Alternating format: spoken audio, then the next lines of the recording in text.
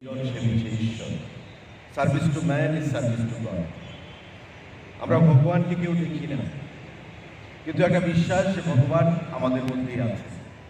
আর স্বামীজি বলেছেন যে ভগবান মানুষের মধ্যেই আছে। মানুষকে সেবা করো, ভগবানকে সেবা করো। মানুষকে খুশি করো, ভগবানকে খুশি করতে পারো। তাই সে কথা মাথায় রেখে রক্তদান আজকে ত্রিপুরা রাজ্যে গণ আন্দোলনে পরিণত হয়েছে। যদিও করোনাকালে কোভিডের সময় মাঝখানে একটা বিপত্তি দেখা দিয়েছিল, যেখানে ভিড় বেশি, মানুষের সমাগম, মানুষ সেখানে যেতে চাইত না, কারণ করোনার ভয় ছিল। কিন্তু আমরা সংঘবদ্ধভাবে আমাদের প্রধানমন্ত্রীর নেতৃত্বে সারা দেশে করোনার হাত থেকে যেমন মানুষকে মুক্ত করেছি, আমাদের দেশের বাইরেও বিশ্বের এমন অনেক দেশকে আমরা করোনার হাত থেকে কোভিশিল্ড এবং কোভ্যাক্সিন মাধ্যমে আমরা মুক্ত করতে পেরেছি, সাহায্য করতে পেরেছি। তো আজকে আমাদের এই রক্তদান, এখানে বিভিন্ন সংগঠন যেমন বিএমএস থেকে, ভারতীয় মজদুর সংঘ থেকে শ্রমিক ভাইরা এখানে এসেছে। আমি তাদেরকে অনেক অনেক ধন্যবাদ জানাই দপ্তরের মন্ত্রী হিসাবে, রাজ্য পরিবহন দপ্তর থেকে।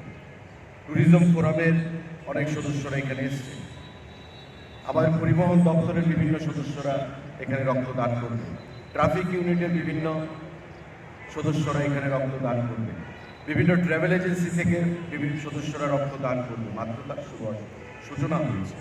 আমাদের আরেকটা কর্মসূচি রয়েছে সোনামুড়াতে, কেন্দ্রীয় মন্ত্রীর সঙ্গে একটা ভার্চুয়াল সেখানে কনফারেন্স রয়েছে। সেখান থেকে এসে আবার এখানে আমাদের অনুষ্ঠানের প্রোগ্রামে হাজির থাকতে হবে।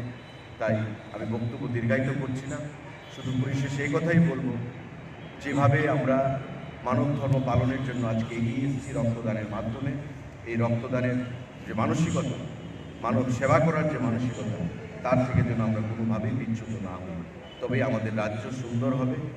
আপনার থেকে আমার, আমার থেকে আপনার, এভাবে নিয়েই আমাদের মানব ধর্ম পালন করতে হবে, সমাজকে সুন্দর করতে হবে। কারণ রক্তদানের কোনো বিকল্প নেই। বিজ্ঞানীরা অনেক চেষ্টা করেছে রক্তের বিকল্প তৈরি করার জন্য, অনেক ওষুধের মাধ্যমে করা যায় কিনা, কিন্তু এখন পর্যন্ত সেই বের করে আনতে পারেনি। আমার থেকে আপনার, আপনার থেকে আমার, এভাবেই রক্তের মাধ্যমে আমাদের যে ভ্রাতৃত্ববোধ, আমাদের মধ্যে যে জাতীয়তাবোধ, আমাদের মধ্যে একাত্মবোধ, সেই জিনিসটা আমাদের প্রতিষ্ঠিত করতে হবে। এই কোটি কথা বলে